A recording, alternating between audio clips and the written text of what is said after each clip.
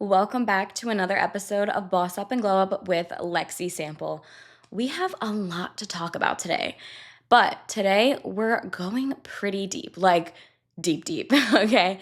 The place where we don't always want to talk about, but we definitely feel it and it can be pretty heavy. We are talking about rebuilding the trust that your childhood took from you. Because for so many of us, trust wasn't something we were taught, it was something we learned to survive without. And if you ever wondered why you don't trust people easily, like me, why being vulnerable feels pretty scary, why you brace for disappointment, or why relying on others feels wrong, a lot of it did not start in our adulthood. It all started when we were little.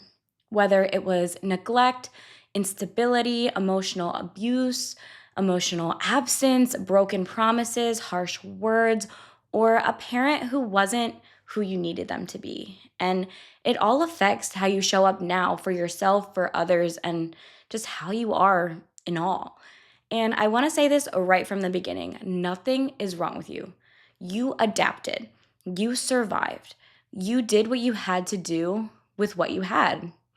But now that you're older, you're healing, you're evolving, and those survival strategies, they're not helping you thrive. So today, I want to break it all down for you. How childhood experiences shapes trust, how those wounds show up in relationships and friendships, why trust may feel unsafe, and how to slowly rebuild trust with yourself and others. Plus, I'm going to share a piece of my own story because I'm always going to keep it real. Everything I say comes from experience. I don't just pull shit out of my ass, all right? So let's get into it. What childhood taught you about safety? Like, this is where we need to figure out where it all began because childhood is your blueprint. It's where you learn, am I safe? Can I depend on people? Are my feelings valid? What happens when I need help? And the thing is, kids don't really understand context, they only understand patterns. If something was unpredictable, you learn to walk on eggshells. If love came with conditions, you're gonna learn how to perform. If your emotions were ignored, you're gonna learn to just be silent. And for some of us, it was a little more extreme. This is where I'm gonna share part of my own story. Growing up, I had a very abusive father. There were some moments in my childhood home where it didn't feel like home. It felt like I just needed to survive. And there were things said, things done, things witnessed that a child should never, ever witness or experience. And when he wasn't being abusive, he was just gone, physically gone, emotionally gone. And that does something to a little girl, even a little boy. It does something to a child, is what I'm getting at. It teaches you love leaves. People who are supposed to protect me can hurt me. I need to be strong because nobody is coming to help. And that strength, it becomes your whole entire identity. And you don't even realize you're carrying it because you have never known what life was like without it. So if you're listening and your story looks a little different, maybe emotional neglect, maybe a parent with addiction, maybe chaos, maybe abandonment, the point is the same. It all is the same. Your childhood trained you how to behave. It shaped your nervous system. It shaped your beliefs. It shaped who you had to become to survive. Now, let's fast forward a little bit to adulthood because we are adults now. And suddenly you're wondering why trusting people feels like an Olympic sport. Let's break it down a little bit because you are expecting disappointment before it even happens. I'm guilty of this too because your childhood taught you nothing was consistent. You expect disappointment before it even happens because your childhood taught you nothing was consistent. So you're going to stay guarded so you can avoid being blindsided with disappointment. Maybe you even struggle to receive love. Healthy love feels unfamiliar. It makes you nervous. You feel kind of suspicious. You might literally shut down when someone is being kind to you or a little patient with you. You become very hyper independent. You didn't ask for help and you never ask for help. You don't want to depend on anyone. You've convinced yourself that it's strength, but in reality, it's just, I don't trust that you can help me. I don't trust that you're going to show up when you say you're going to show up. That's what it turns into. You kind of read into people's moods like a survival skill because you had to as a kid. You learned to sense danger or some shifts or some changes before they even happened. Not on purpose, but chaos feels familiar to you. Stability feels foreign. You might literally feel bored by healthy relationships and healthy love because your nervous system equates calm with the calm before the storm. Calm is not going to feel normal to you. And that happened to me before. That actually kind of happened to me in my current relationship. When I started dating this new guy, it's so healthy, it's very calm, and it's shocking to me. It's something I'm not used to. The current relationship I'm in is very healthy, like, we don't really argue, and I love to solo travel, okay? That's something my previous relationship would have never, ever accepted. But my current boyfriend doesn't care that I solo travel. And when I was going to Iceland, like I told him, I was like, oh, I wish you could come with me. He was like, oh, go have fun. Like, you're gonna love it. Please send pictures. But I was like, wait, why is he not angry? Why is he not nervous? Like, why is he okay with that? Like, that's normal. That is normal. And that's just something I was not used to. And we also don't really fight about anything. And I'm like, sometimes I'm sitting there waiting. I'm like, when are we going to argue? But we're in a healthy relationship. I mean, I'm not saying if you argue, you're not in a healthy relationship. Like, me and him just started dating 3 months ago. Like, we're not at that point where we have things to argue about yet, you know? But I'm just so used to like screaming matches and very unhealthy things. It just feels weird. But it's not weird. It is healthy. It is normal. But my childhood taught me that chaos is normal, chaos is healthy. It's not. But that's something I struggle with in my current relationship. But we're getting better. I'm going to therapy. I'm learning. I'm a therapist now. So I'm really fucking learning. Anyway, you may even struggle with vulnerability. Opening up feels like handing someone a weapon they could use against you. Being vulnerable is so hard for so many people, especially people who have had childhood trauma. It makes it really hard to open up to people because, so how I grew up, I was not allowed to show emotion, or my dad would go ballistic. If I showed a smidge of emotion, I would get beat, I'd get whacked, I'd get screamed at. I was not allowed to show fucking emotion. And now it makes it hard for me to open up to people. So now if something's wrong, unfortunately, my boyfriend asks me like a million times because I'm still struggling to open up. I'm getting better at it. Like, but at first he'd be like, what's wrong? What's wrong? And I'd be like, nah, I'm fine. I'm good. I'm good. Because I didn't want to open up. But I'm learning how to open up. And I feel like just practice makes perfect. I practiced opening up. I just stopped having that shell over me because that shell will eat you alive. You also don't even trust your own emotions. If your feelings were dismissed as a child, you learned, I can't trust myself. And you're not avoiding intimacy. You're avoiding being hurt the same way you were as a child. This next part is so important because trust can feel like a threat. And we're going to talk about why trust feels dangerous. It's because your nervous system remembers. It remembers being scared. It remembers being ignored. It remembers crying and nobody coming, or crying and just getting yelled at. It remembers the tone change, the footsteps, the yelling. It remembers feeling small, unprotected, and unsafe. So now, as an adult, when someone says, you can trust me, I won't leave, your body kind of goes, yeah, I've heard that one before. I don't believe shit you say. This is why you freeze up, shut down, or overthink. Your body is trying to protect you from something that has already happened to you.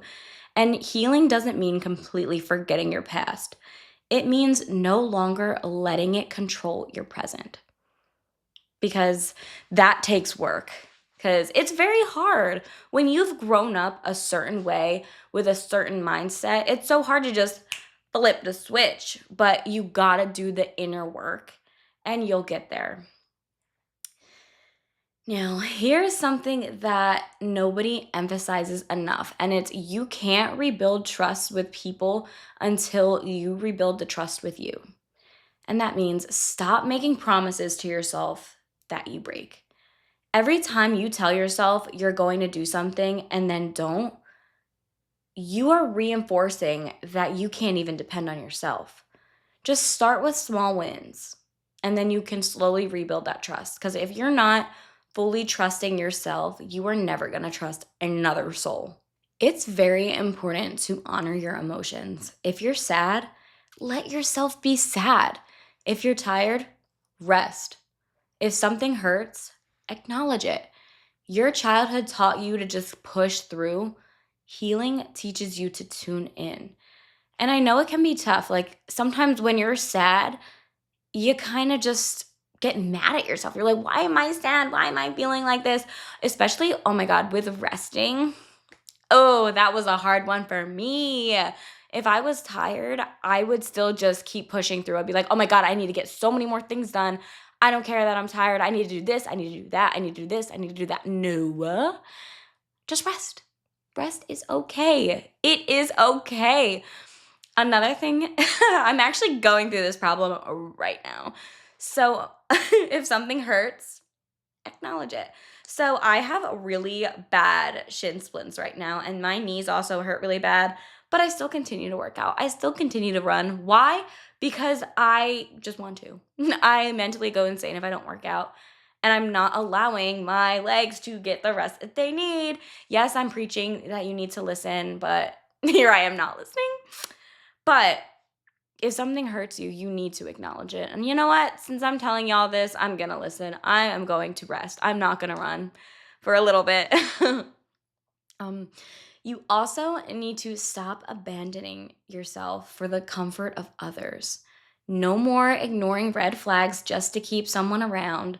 No more staying silent to avoid conflict and to avoid fighting. No more shrinking to fit in.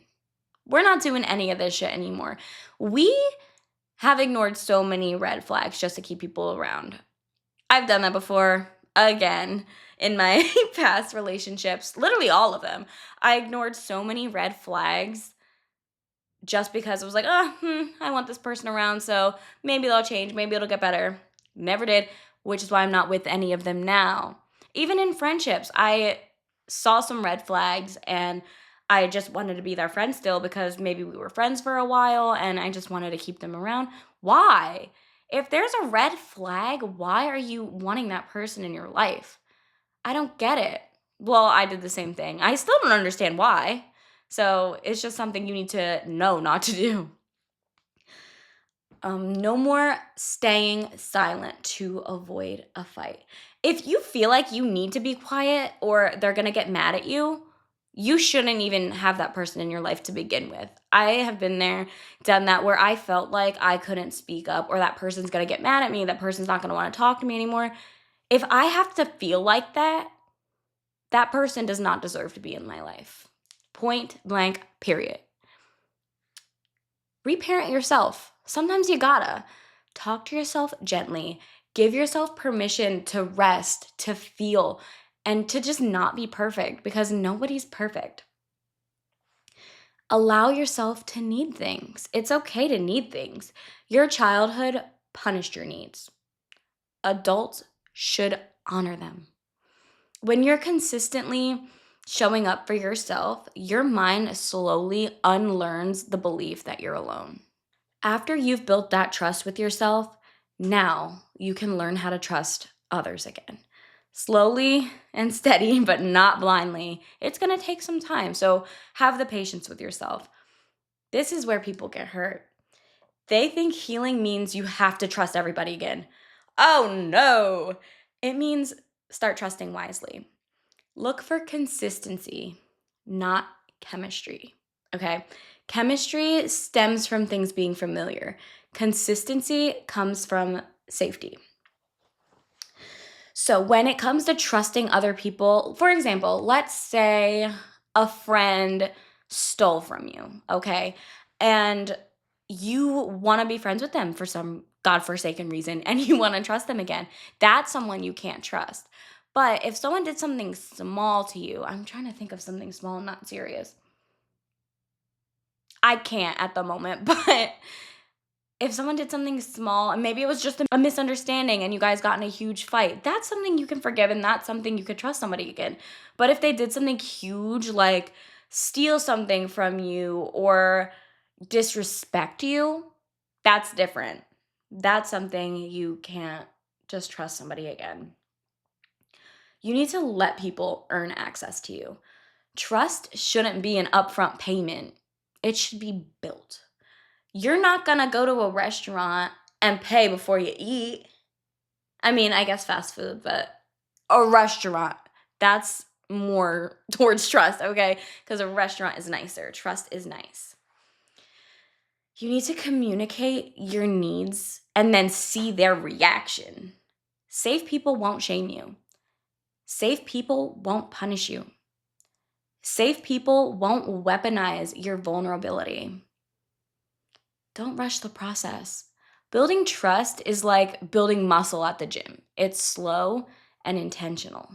You have to also accept that safe people may feel boring at first because your nervous system is so used to chaos. This is your nervous system detoxing from chaos, not you being incompatible. So just be a little patient with that. You need to believe that you deserve good things. This is the final layer, and it's the hardest. Rebuilding trust is not just about trusting others, it's about trusting that you deserve love, stability, consistency, and care. You deserve relationships that don't hurt you, love that doesn't confuse you, friends who don't drain you, partners who show up for you, people who understand your needs, peace that doesn't disappear. Safety isn't conditional. Your childhood may have taught you otherwise, but childhood was not the truth. It was just an environment. You're allowed to rewrite the script, rewrite your story. You're allowed to be soft. You're allowed to be supported. You're allowed to trust again, but just take it slow and safe. Rebuilding trust after childhood trauma is a journey. It's not overnight, it's not going to be linear, and it is definitely not easy. But every time you choose to honor your feelings, every time you choose peace, every time you soften that armor just a little, you're healing the little one, that little version of you who has never felt safe. You're showing them that the world can be different now. I know it's hard to see it now, but once you're patient with yourself, once you do the inner work, you will get there. You will trust yourself again. You will trust others again. It's not easy and it's not going to be linear.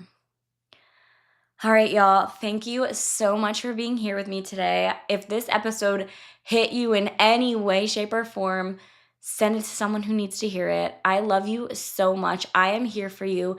Anything you need. I love sitting here with you and talking to you guys. And if this episode resonated with you, give me a comment. Let me know your take on it because I love to hear your take. I love to hear if you got something from this episode because I like the feedback. I like to know if what I'm saying is actually helping people or not. So let me know your feedback. I love you so much, and I will talk to you in the next episode of Boss Up and Glow Up. Bye.